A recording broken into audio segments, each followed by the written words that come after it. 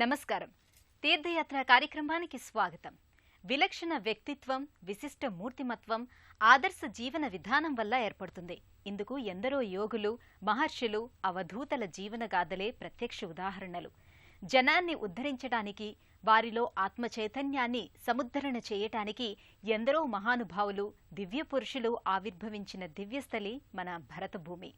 ఈ నేపథ్యంలో సత్యం, ధర్మం, ప్రేమ, దయ, శాంతి, శ్రద్ధ, సహనం అనే సప్తసూత్రాల ప్రాతిపదికన ఆధ్యాత్మిక జీవనాన్ని ప్రచారం చేసిన దత్తావతారుడు, మహావధూత షిరిడి సాయిబాబా. షిరిడీలో అవతరించి తన లీలా విన్యాసాలతో ప్రతి సాయి మందిరాన్ని షిరిడి దివ్యధామంగా సాయిబాబా ఆవిష్కారం చేశారు. ఆ నేపథ్యంలోని సాయి సన్నిధానమే విశాఖపట్నం జిల్లాలోని పోతిన మల్లయ్యపాలెంలోని షిరిడి సాయిబాబా మందిరం. ఈనాటి తీర్థయాత్రలో ఈ మందిర విశేషాలను తిలకిద్దాం.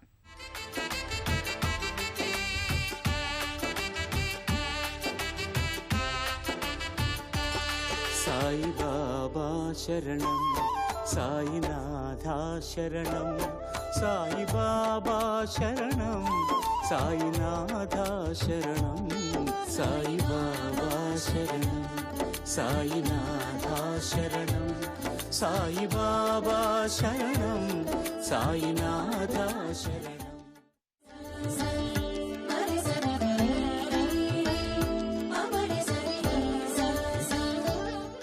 1996వ సంవత్సరం మే 29న పోతిన మల్లయ్యపాలెంలో షిరిడి సాయి విగ్రహాన్ని ప్రతిష్ఠించారు. ఈ మందిరం దినదిన ప్రవర్ధమానమవుతూ భక్తుల్ని ఆకట్టుకుంటోంది. రాజస్థాన్ నుంచి తెప్పించిన మేలుజాతి పాలరాతితో తయారు చేసిన షిరిడి సాయి విగ్రహం సజీవ కళతో అలారారుతోంది. ఎక్కడ సాయి కరుణ విలసిల్లుతుందో అక్కడ సాయి మందిరం వెల్లివిరుస్తుంది. ఎందరో భక్తులు, వదాన్యుల సహకారంతో సాయి మందిరాలు సాయి కృపతో ఆవిష్కారమవుతాయి. ఆ కోవలోతే విశాఖ జిల్లా పోతిన మల్లయ్యపాలెంలోని శ్రీ షిరిడి సాయిబాబా మందిరం. ప్రశాంతమైన గ్రామీణ వాతావరణంలో, ఆహ్లాదకరమైన ప్రకృతి పరిసరాల్లో సాయి మందిరం అలరారుతోంది. ఎక్కడ శాంతి సౌఖ్యాలు ఉంటాయో, ఎక్కడ ఆహ్లాదం, ఆనందం ప్రకటితమవుతాయో అక్కడ నేను నెలకొంటాను అని సాయి సందేశాన్ని అందించారు. అందుకు తగినట్టుగా ఇక్కడి పరిసరాలుంటాయి.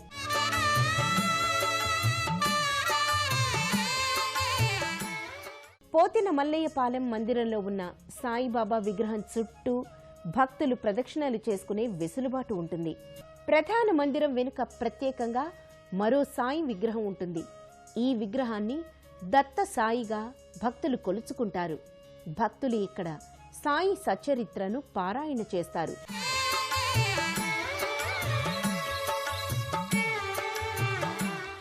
పోతిన మల్లయ్యపాలెంలోని ఈ మందిరంలో సాయి విగ్రహం పద్మాకృతిలో ఉంటుంది. పుష్పాలన్నిటిలో ధవళ, గులాబీ వర్ణాలతో శోభిల్లే సుందరమైన, స్వచ్ఛమైన పద్మానికి ఎంతో ప్రాధాన్యం ఉంది.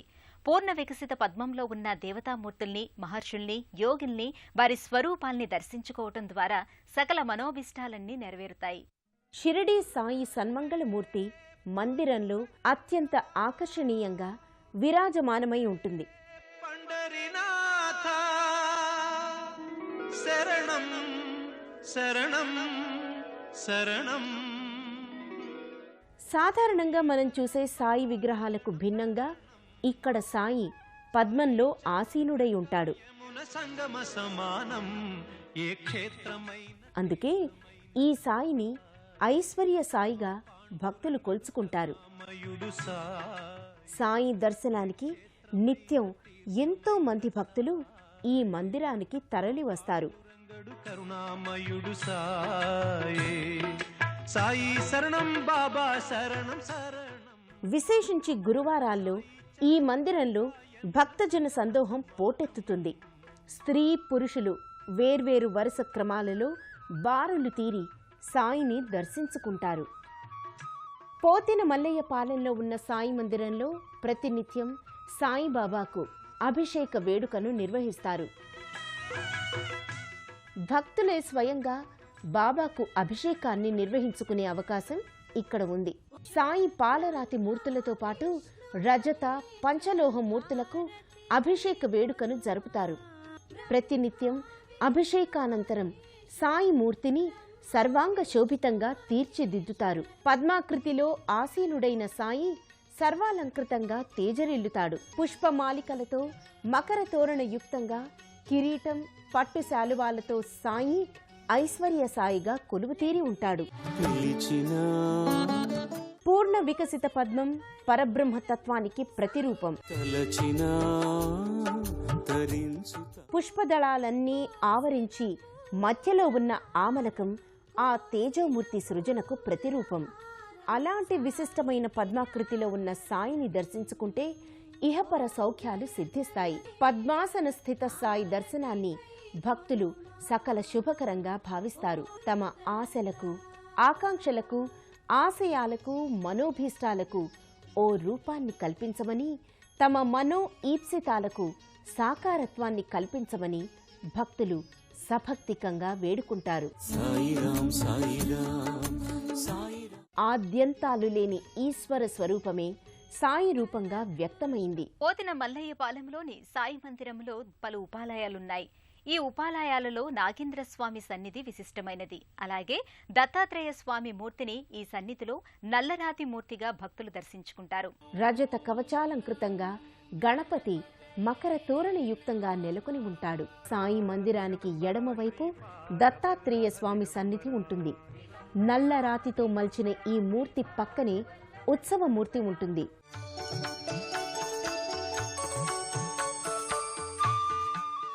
స్మర్తృగామిగా దత్తుణ్ణి ఆరాధిస్తారు. కేవలం స్మరణ మాత్రం చేతనే భక్తుల్ని అనుగ్రహించే స్వామి దత్తాత్రేయుడు.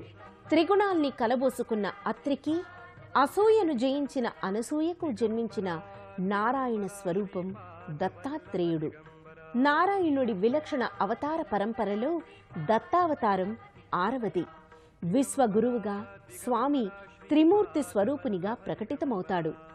త్రిమూర్తులు ధరించే ఆయుధాలతో పాటు స్వామి చెంత ఉండే గోవు ధర్మరక్షణకు ప్రతీకగా చెబుతారు. అలాగే దత్తుని సమక్షంలో ఉండే శునకాలు వేదాలకు సంకేతాలు. ఈ మందిరంలో ఉన్న అశ్వత్థ నారాయణ వృక్ష సముచ్చయం చుట్టూ వర్తులాకార కట్టడం ఉంటుంది. ఈ కట్టడంపై జంట నాగుల ప్రతిమలు ఉంటాయి. భక్తులు ఈ నాగదేవతా మూర్తుల్ని సుబ్రహ్మణ్య స్వామిగా ఆరాధించుకుంటారు. భక్తులు నాగదేవతా మూర్తులకు అభిషేకాన్ని నిర్వహించుకుంటారు. అభిషేకానంతరం పసుపు కుంకుమలతో నాగ ప్రతిమల్ని చూడముచ్చటగా అలంకరిస్తారు.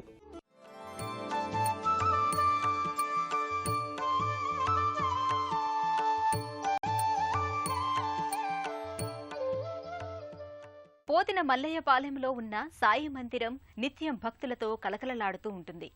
అన్ని విశేష సందర్భాలతో పాటు పండుగలు, పర్వదినాల్ని ఈ మందిరంలో ఘనంగా నిర్వహిస్తారు.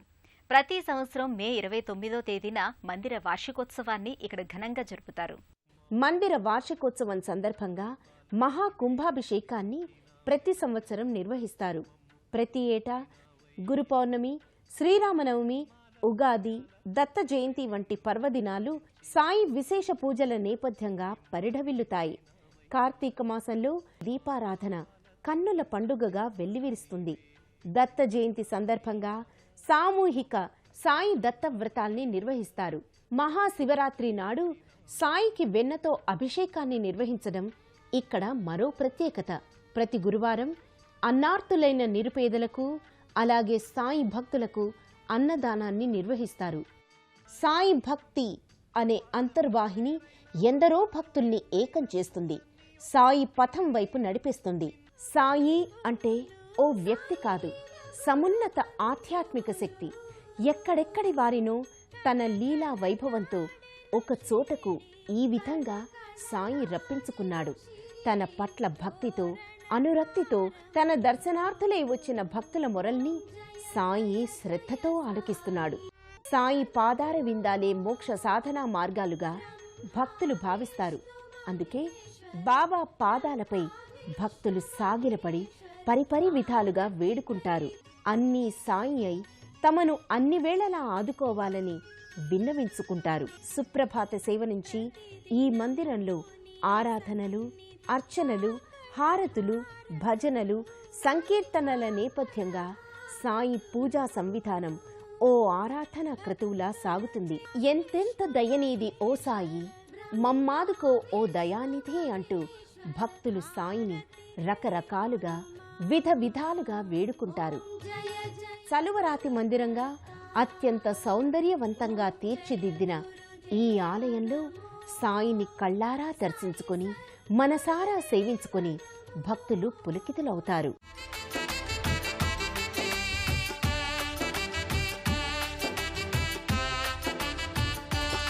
సాయిబాబా శరణం, సాయినాథా శరణం, సాయిబాబా శరణం, సాయినాథా శరణం, సాయిబాబా శరణం, సాయినాథా శరణం, సాయిబాబా శరణం, సాయినాథా శరణం.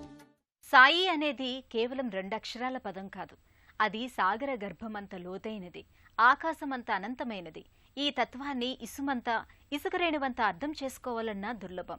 అయితే సాయి పట్ల నిక్కమైన భక్తితో ఆ తత్వాన్ని అవగాహన చేసుకునే ప్రయత్నం చేయొచ్చు. ఆ ప్రయత్నంలో మనందరం సఫలీకృతం కావాలని కోరుకుందాం.